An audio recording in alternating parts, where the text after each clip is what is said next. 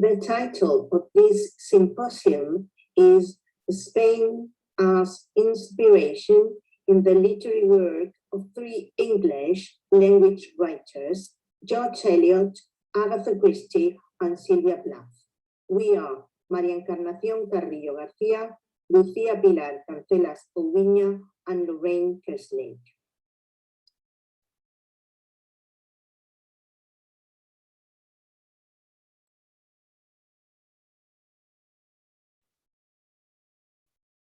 This presentation is entitled The Spanish Gypsy by George Eliot, The Fedalma's Decision, and the Heroine's Journey by María Encarnación Carrillo-García from the University of Murcia.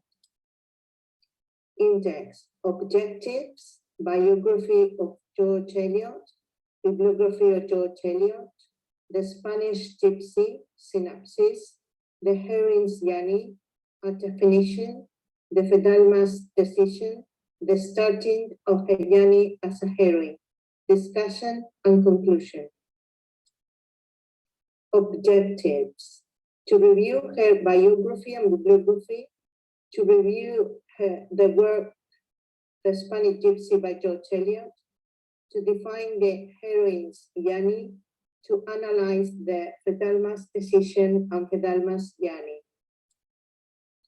George Eliot was the pseudonym of the British writer Mary Ann Evans, who was noted for her Greek culture and her progressive and feminist ideas. She had two important relationships. The first one with a married man that had an open relationship with her wife, George Henry Hughes. During 20 years, they were living together until his death. And 2 years later, she got married with John Cross.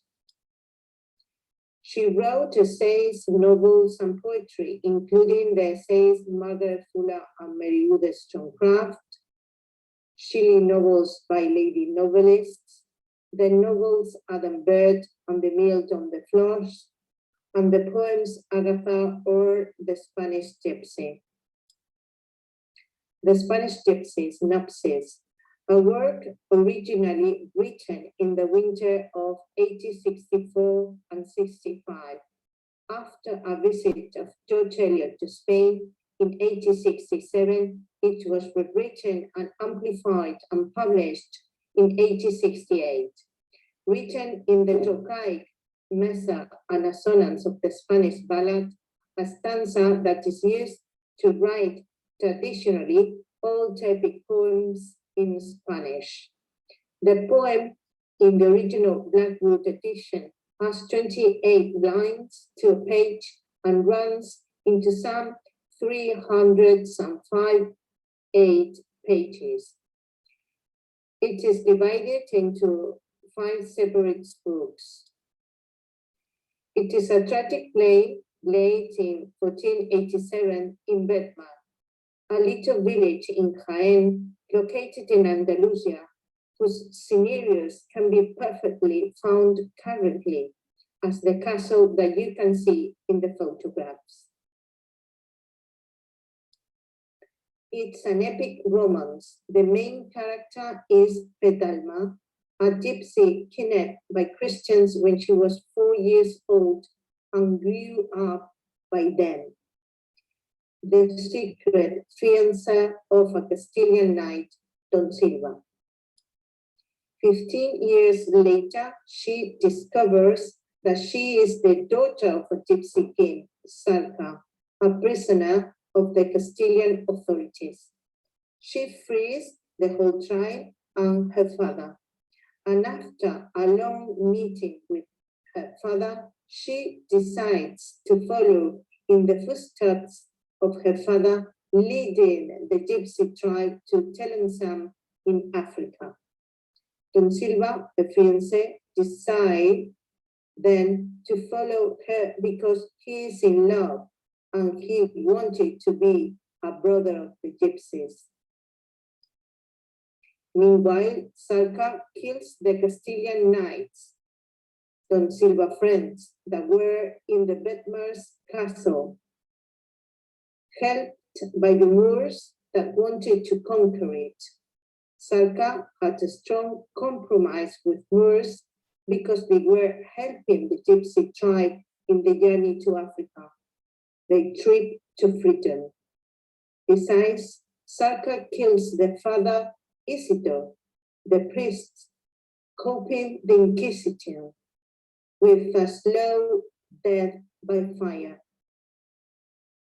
Before dying, Father Isidore calls Don Silva a treacherous leader and an apostate knight. When Don Silva knows the news about the murders, kills Sarka in Plaza Santiago in Bedmar. As a result, the love story between Fedalma and Don Silva is impossible because Don Silva is her father's mother. And finally, Fedalma follows her journey to Tlemcen, leading the tribe as a queen. The route that they follow is from Bedmar to Guadix, and then to Almeria's port, and ending by traveling in the Berber ships to Tlemcen in Arabic, currently known as Tlemcen in Algeria, as we can see in this map. The heroine's journey, a definition. Author's theoretical review. The journey in literature has been a recurrent motif since classical authors, as depicted in Homer's Odyssey. This same literary journey has also been undertaken by heroines who have remained in action through it, constituting a path of initiation and learning that has transformed the protagonist. In The Power of Myth by Joseph Campbell, we read, a dream is a personal experience at that deep and dark terrain that constitute the support of our conscious lives, while a myth is the dream of a society. The myth is the public dream, and the dream is the private myth. If it happens that your private myth, your dream, coincides with that of society, you will have reached a good agreement with your group. If not, an adventure awaits you in the dark jungle. In The Heroine's Journey by Marto, we read the different steps of a heroine's journey. Separation from the feminine, identification with the masculine, roads of trials, finding the womb of success, awakening to feelings of spiritual aridity as death, initiation and descent to the goddess, urgent journey to reconnect with the feminine, healing the mother-daughter split, healing the wounded masculine, and finally, integration of masculine and feminine. In The Heroine's Journey, for writers, readers, and fans of folk culture by Carriga, we read 3 steps that the heroine follows, such as the descent, the surge, and the ascent. In From Girl to Goddess by Franco, we read, many writers today are revising the old stories, arming girl with swords, or inventing cinder, lads, and captive princess. But there is another way to balance the scales. The original pre-Victorian, pre-Disney heroines had plenty of courage and attitude, slaying giants with a needle and thread, or telling sad tales night after sleepless night. The Fedalma's decision the starting of her journey as a heroine, transferring the theoretical background. Taking this into account, I will read The Spanish Gypsy, a poem written by Eliot after traveling for Spain from a female-centered perspective. That is, by focusing on women as protagonists and women as writers. I will also analyze it from a methodological perspective in terms of the definition and adventure, the process of departure, initiation, and return of a Spanish heroine. In The Spanish Gypsy, a poem by George Eliot by Henry James, the writer of The Turn of the Screw, in the review done by James, the problem of the poem is the intelligence, because he says that is written by a thinker, and about Fedalma, the main character, he says that is too lucid and her aspirations too lofty. She is overactive, and this is a distinction which she shares with all the author's heroines. In Henry James' On Digression in the Fiction of George Eliot by Richards, we read that Henry James was preoccupied with the problems of her excess of reflection.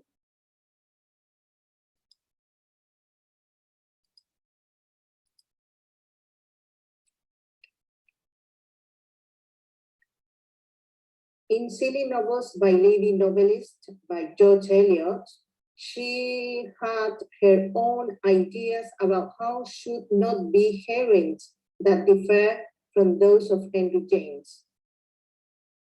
Mainly, in Silly Novels, we find some stereotypical women.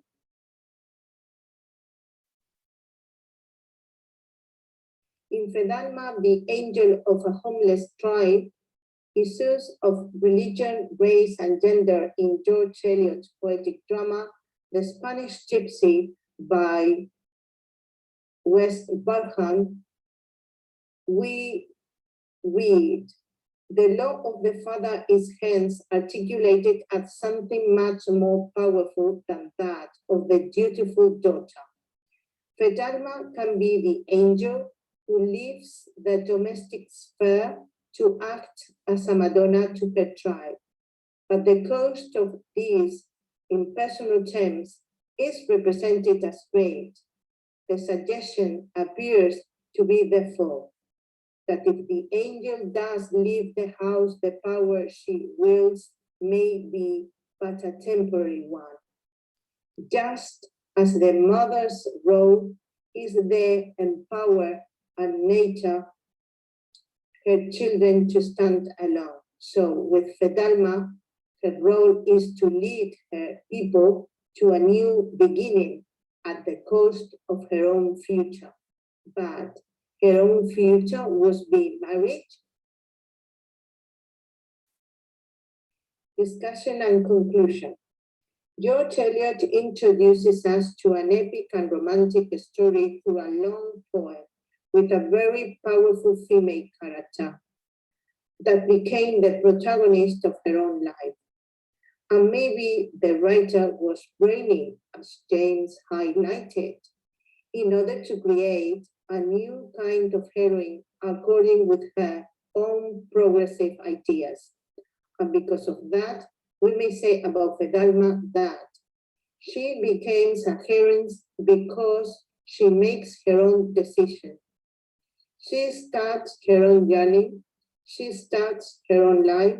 She chooses being a leader instead of being a wife. Besides, as Salka explains to her, the marriage with the Castilian knight will be not accepted by the church and the inquisitor. and even those by the Spanish Christian society as a whole. She would be a kind of outsider in her house and country because her condition of being a gypsy.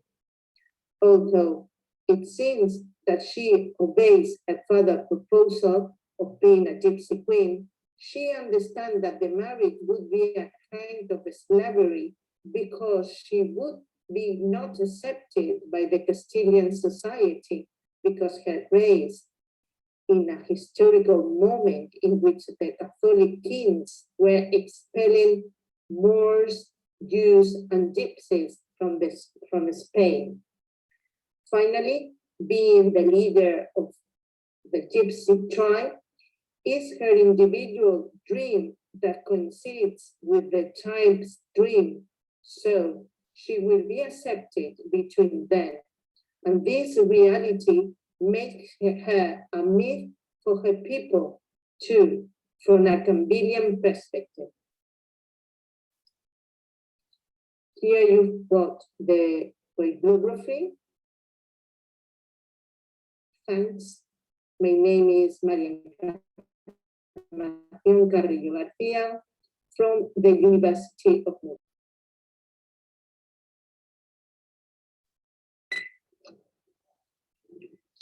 Agatha Christie's pen, prime fiction set in the Balearic and Canary Islands, by Lucía-Pilar Cancelas-Ouviña from the University of Cádiz, Spain.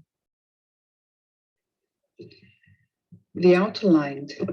First, we are going to present the objectives. We are going to continue with the theoretical framework.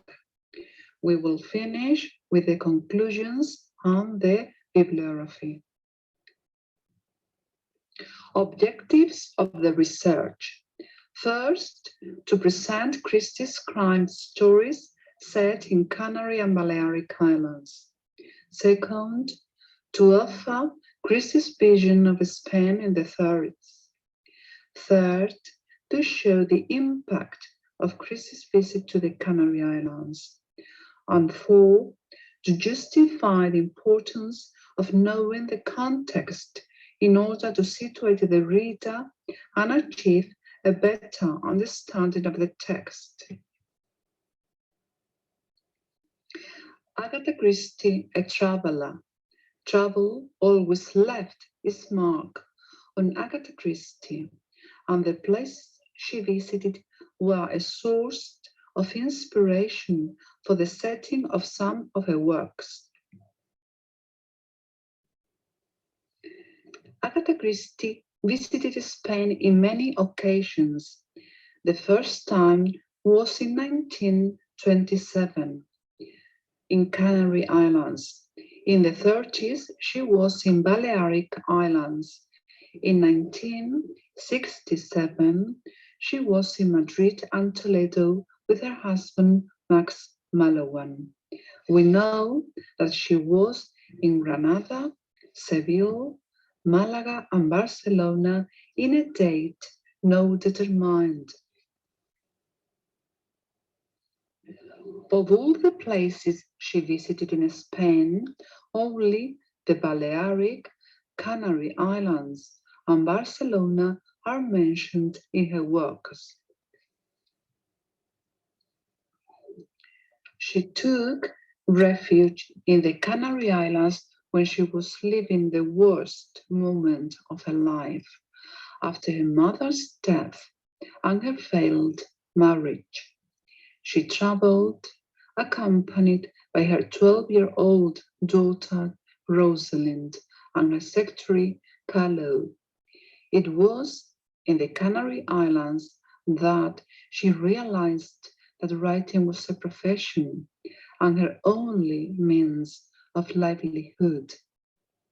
In her autobiography, she recounts her impressions, both positive and negative, of the islands. She didn't like Puerto de la Cruz because of the tourist overcrowding and decided to travel to Las Palmas, where she felt more at home. Works inspired by the Canary Islands. The result of these trips are the short stories The Man from the Sea, included in The Mysterious Mr. Queen, published in 1930, and The Companion from Miss Marple and the 13 Problems, published in 1933. In 1939, she published the book Regatta Mystery, translated in Spanish as Problema en Pollença. It is a collection of 9 short stories, which includes the short story Problem at Pollença Bay, set in Mallorca.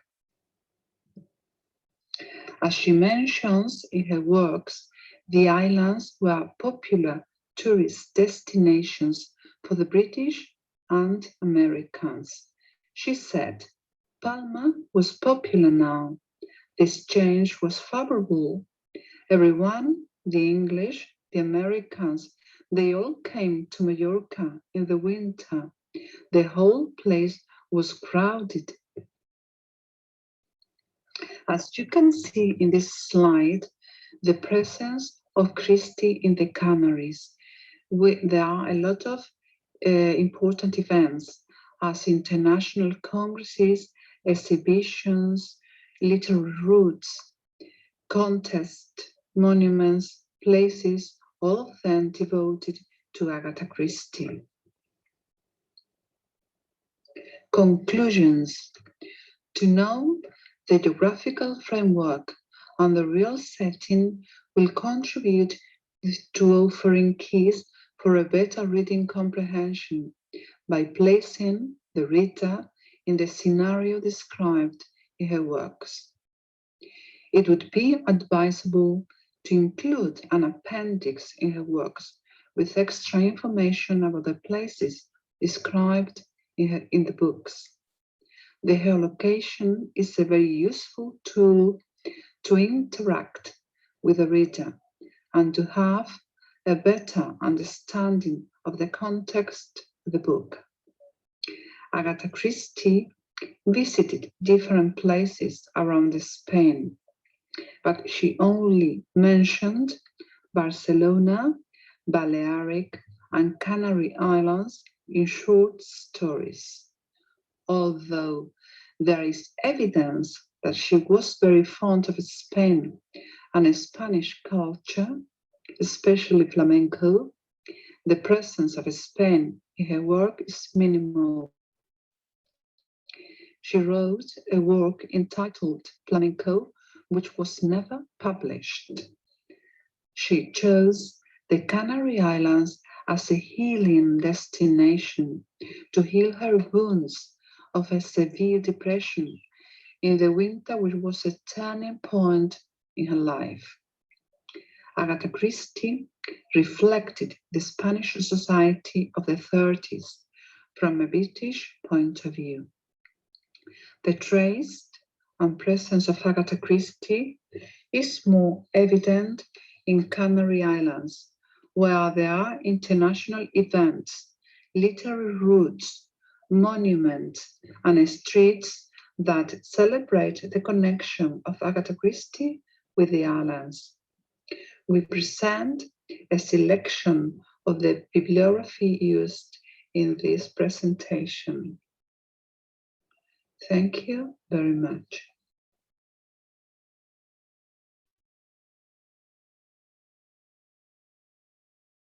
Buridá, good morning. A portrait of a Spanish honeymoon, Sylvia, Plath and Ted Hughes in Benidorm.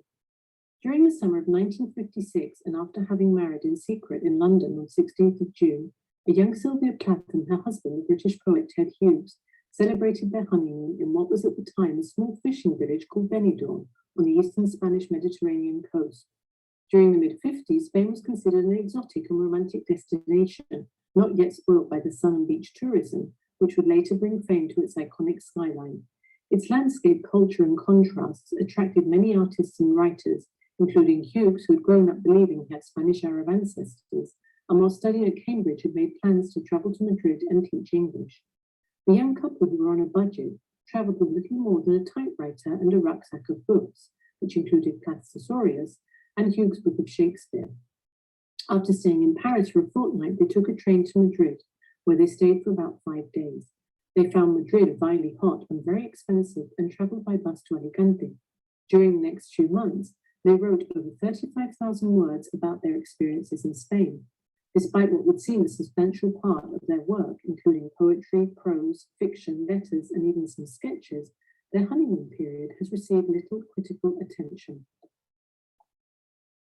My paper looks at the interplay between literary texts and social space in Plath's Spanish travel poems, and uses the scope of eco-criticism and literary geosophy, a concept coined by the humanist geographer J.K. Wright. I use these to explore the literary spaces of Plath's writing and the feelings engendered by her time in Spain, a period which surprisingly has received little attention from critics. In order to explore the link between landscape and the effective ties created, it's necessary to recall humanist geographer Yi-Fu Tuan and his concept of topophilia. According to Tuan, topophilia can be defined broadly to include all of the human being's effective ties with the material environment. If topophilia involves positive affective bonds between human beings and the environment, then topophobia refers to the negative emotional bonds created. Following this, I'll explore Plath's sense of topophobia related to her poetic memory and a negative emotional response to the alien setting that can be seen in her travel poems by exploring the literary spaces of her writing derived from that period. Given that Plath's poetry is highly subjective, it seems appropriate to read her poems and the landscape that she creates in the context of her honeymoon period in Spain. I will therefore draw on biographical data from Plath's journal and correspondence, and for comparative purposes and to gain further insight, I'll refer to Hughes' confessional poetry from birthday letters, written over a period of 25 years, which reads largely as a response to his relationship with Plath. Plath's writing has posed a serious dilemma for biographers. There are those who have written about her as a feminist icon and as a victim of Hughes, who is being demonized as her tormentor, and there are those who have taken sides with Hughes. To make matters more complicated, Plath's biographers have shown different understandings of what happened during their stay, and even Plath herself appears to give different versions in her letters and journals. Linda Wagner-Martin in Sylvia Plath, a biography, which is largely based on Plath's letters poem, claims that Plath loved almost everything about Spain and its people. Meanwhile, in Bitter Fame, Anne Stevenson's somewhat controversial biography points to the marital rows between Plath and Hughes during their honeymoon, being explained by Plath's mood swings. Her reading of Plath's journal points to the poet's fascination with Spain, but also to the fact that she could not like Spain, and furthermore described the Spaniards as being piggy. Indeed, before coming to Spain, Plath had an idealized view of the country. However, when she arrived, she was unable to speak the language and was unacquainted with its culture. As a result, the over-enthusiastic tone of her first letters and poems soon gives way to a much bleaker and disheartening one. Her first response to Spain is almost euphoric. I've never felt so native to a country as I do to Spain. Spain is utter heaven. With Ted and me, all is possible, she writes to her mother on 7th of July, 1956, in Madrid. Whilst in the capital, the couple attended a bullfight at Las Ventas, only to leave disgusted and sickened by such brutality. Plath's initial sense of culture shock is revealed in the poem The Goring, which vividly evokes the disturbing atmosphere of the bullfight. The first stanza describes the depressing mood of the arena and her sense of disgust at the brutality of the ritual and the cruel stabbing of the bull, while the crowd appear oblivious to the pain of an innocent animal. Not only does Plath take sides with the animal, but she condemns the audience for their insensitivity, as she writes to her mother. I'd imagine that the matador danced around with the dangerous bull, then killed him instantly. Not so. The bull is utterly innocent, peaceful, taunted to run about by the many cape wavers. Then a horrid picador on a horse with a straw mat guard about it stabs a huge hole in the bull's neck with a pike from which gush blood, and men run to stick the coloured picks in it. The killing isn't even neat, and with all the chances against it, we felt disgusted and sickened by such brutality. If the Goring marks Plath's initial displacement in Spanish culture, then Hughes' poem You Hated Spain, included in his last volume of poems published in birthday letters, reads much as a response to Plath. It also reveals her anxiety and anger and denotes the initial tension in their relationship. As the poem begins, Spain frightened you, Spain, where I felt at home. Hughes graphically depicts the ritual of the bullfight, the blood, and Plath's sense of fear. Plath is depicted as a Bogisox American. If Plath was an outsider, Hughes felt at home in Spain. After all, it had been his idea to come. He loved Goya, while she found something disturbing in the Goya funeral grin of Spanish culture. Whilst the primitive qualities of Spain appealed to Hughes' imagination, those same qualities appear to have disgusted Plath. Although the tone of the poem is somewhat patronizing, it clearly underlines Plath's anxiety. As Anskea points out, nothing like this had been part of Sylvia's experience or her education, and she found the rawness, the poverty, and the constant reminders of violence and death hard to bear. Hughes describes Spain as both the land of your dreams and the land full of horrors, one which Plath dared not wake with, but also as the place she could not wake up from. In Skea's words, it was Plath's own heart of darkness. After 5 days in Madrid, the couple spent 8 hours travelling by bus to Alicante, which Plath describes as a terrible honky-tonk port, where they spent a nightmarish 2 nights. They left up the coast to Benidorm, which was at the time in its early stages of being transformed from a sleepy fishing village, sparsely populated with donkey carts and colourful fruit and vegetable markets, to a tourist resort.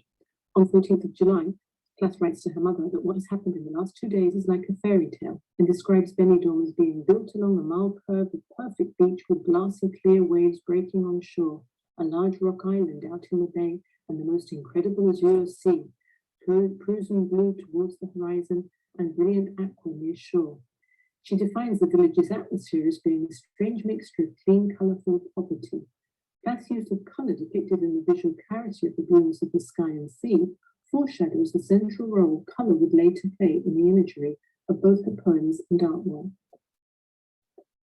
In Benidorm, they stayed at Villa Mangada, where there was no hot water or refrigerator, and the kitchen was full of ants. This image contrasts with the previous gay fairy tale sketch she'd created to her mother, and clearly caused much distress on Plath's part, as revealed in her journal. In it, she writes how our first morning was a nightmare. I woke early, still exhausted from our continuous travelling, uneasy at the strange bed to find no water in the taps. Their brief but uncomfortable experience at the villa culminated in Plath's short story, Widow Mangada, which came to her after they'd left the house and was published in Johnny Panic and the Bible of Dreams. After their first week, Plath and Hughes were relieved to move and rent a house at Cancelas-Ouviña, where they stayed for the rest of their honeymoon. There, the couple soon developed a writing routine and spent their days writing stories and poems. After waking up early, having café con leche and Ted's brandy milk, they would go to the market to get fresh fish and return home to write for the rest of the morning. After lunch and a siesta, they would go for a swim and return to either writing or reading in the late afternoon. Following supper, they would walk through the moonlit almond groves towards the still purple mountains. Plath's journal also narrates the story of Marcia, a woman on her way to Spain travelling by train. Despite being called Marcia and Tom, this is clearly an autobiographical sketch with a clear reference to her time in Spain. Heather Clark has commented on how the vignette explores themes of marriage and happiness, anger, and rivalry through doubles of herself and of Hughes. It also offers insight into what was probably their first major argument, as she tells in her journal. This haunted feeling evades her journal, where she clearly feels alone. The entry is vaguest of the course of the row, but speaks of deep ingrowing of hurt, too far from the bitching, fusing surface tempests, the hurt going in, clean as a razor, and the dark blood welling. The first part of the diary entry is missing and has been torn from her notebook. The episode described also talks about 2 strangers. After a long period of silence, the couple decide to go for a walk in the moonlight. The couple have become, in Plath's words, 2 silent strangers, and Hughes also wrote a poem about this called Moonwalk, which was published in Birthday Letters, relating his version of the poem. In Hughes' Moon Landscape, Plath sleepwalks and speaks in a language indecipherable, as if she were possessed. He does not recognize Plath, but follows her outside, not daring to wake her. I could no more join you than on the sacrificial slab that we were looking for. Whatever the cause, the quarrel clearly troubled Plath, and is portrayed as a disturbing incident, one which cast an even darker shadow over their honeymoon. Plath's journal also reveals her loathing of noise in overcrowded spaces, something that clearly bothered her in Spain. One of the reasons the couple wanted to move from the first lodging at Villa Mangana was because their balcony overlooked a crowded boulevard full of tourists. Alicante is described as a beach short, packed with people so thick under gaudy striped umbrellas that you couldn't see water. Cheap garage avenues of palms shrunk to biteable size after nightmare of first arrival, traumatic night walk along quays and sleepless blaring room. The poem Alicante Lullaby appears to express Plath's distress and mock her failure to acclimatise to the urban sounds. The poem also depicts the bright colours of the city, where the kumquat-collared trolleys ding as they trundle. Plath uses different alliterations here to imitate the sounds and composes a poem full of resounding internal rhythms with the barrels that go bumbling over the knobs of the cobbles, which in the second stanza quickly turn into a maddening cacophony of sounds, so that the city becomes not only a goddess of jazz and of quarrels, but a crack-throated mistress of bagpipes and cymbals, whilst Plath's head on the pillow suggests her attempt to muffle the susurrus, lars and viols. There are, however, other more light-hearted and upbeat poems, such as Fiesta Melons or Southern Sunrise, that contrast with Plath's disruptive vision of Spain. Fiesta Melons reflects one of Plath's favourite hobbies whilst in Benidorm, to wander through the streets' colourful fruit markets, and is written in a light, more playful tone. The raw notes of the quasi-mystic sensorial experience can also be found in her journal, where she talks of new green honeydew melon, not as good as yesterday, wild, cold, honey-flavoured melon flesh, creamy texture, refreshing, sweet, the way sunlight would taste, coming through the clear, glossy, green bulk of waves. Here the poet focuses on describing the physical appearance and size and colour of the melons, and afterwards on the taste, which he later relates in her poem Fiesta Melons, which ends with Plath transforming the black melon seeds into confetti and the local villagers into fiesta goers in a picturesque, joyful scene. However, Fiesta Melons is not the only exception. In the poem Southern Sunrise, Plath also uses light and colour to express the simple beauty and peace of a morning sunrise, where the colour of lemon, mango, peach, these storybook villas, still dream behind shutters. Indeed, one of the most remarkable aspects of Plath's literary production about Spain is her treatment of colour, which played a central role in her Spanish poems. For Plath, colour was a dynamic force, and art was an important element in her life. Hughes also wrote about Plath's affection towards art and her work in birthday letters in the poem Drawing, where he invites us to recall the memory of a scene in which Plath is drawing the marketplace. In the poem, he begins by claiming drawing calmed you. However, despite the peaceful opening, there's clearly a shift in meaning when he describes the object Plath places in her poems, her poker infernal pen like a branding iron, and her drawings as objects suffered into their new presence, tortured into final position, in an unsettling tone that runs through much of the collection. The poem shows Plath's frantic attempts to capture life through the drawing of the market scene until she had the whole scene imprisoned, whilst the reader witnesses Plath becoming imprisoned in the endless darkness, highlighted also by the reference to Heptonstall in the poem, the site of Plath's grave. This same bleakness that lies in the drawing can also be found in Plath's poem Departure, which many critics consider as one of the best in the collection, the Colossus. The first stanza describes the poet's last glimpse at their apartment in Benidorm amongst the vibrant green landscape surrounding it. The figs on the fig tree in the yard are green, green also the grapes on the green vine. Despite the harmony with which the poem begins, nature does not grieve at their forced departure when the money runs out, emphasizing Plath's sense of frustration and her disappointment in not having made their honeymoon a dream come true. The figs and grapes, symbolizing fertility and life, contrast with the next stanza, how nature, sensing this, compounds her bitters, ungifted, ungrieved, are leave-taking. The landscape of the poem expresses the bitterness of defeat, depicted by establishing sets of conflicting images. Given that Plath most likely wrote the poem later, it conveys a sense of detachment, as if the poet was seeking comfort in nature and reconstructing the past. Plath's treatment of nature depicts the fragile boundaries between oneself and the environment, and also the idea of kinship between the inner and outer worlds. Plath wrote about nature and landscape throughout her life. As her poetry developed, so did her own anxieties related to space and place, as revealed in her underlying awareness of the spaces occupied by the speaker in her poems. As David Trigg reminds us, our being in the world is structured at all times by the experience of place as a constellation of interconnected meaning and affordances. What becomes clear is that Plath's honeymoon and her time and experiences in Spain provided rich material for her poetry. However, a closer reading of her poems next to her journal entry conveys a contradictory image of the country. Plath's romanticized view of Spain becomes shadowed by her own fear and awareness of being overwhelmed by what she perceived as a hostile and alien environment. As a result, next to poems such as Alicante Lullaby or Southern Sunrise, or other more upbeat and colourful ones like Fiesta Melons, we find poems like The Goring or Departure, characterized by much darker scenes or incidents that reflect her sense of fear. Meanwhile, her journey remains her most personal and genuine production, where her fragility, frustration, and disappointment becomes clear.